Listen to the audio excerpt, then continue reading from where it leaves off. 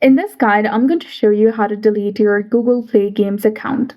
So first of all, you need to swipe up on your phone and find your settings application and open it. You can swipe across your screens or search for it as well. And once in the settings and you're in the main settings page, scroll down and tap on the Google option. After it loads, tap on all services to the right. And under the section of settings for Google Apps, you need to find and click on Play Games option. Select Privacy and Settings option and scroll down, and there you'll see the option of Delete Profile and Game Data. Select it, and then you'll see the option of Permanently Delete, which is highlighted in green color. Tap on this and confirm your decision to delete your account. So that's it. I hope you found this video helpful. If you did, please like, share, and subscribe. Thanks for watching. We'll see you again in the next one.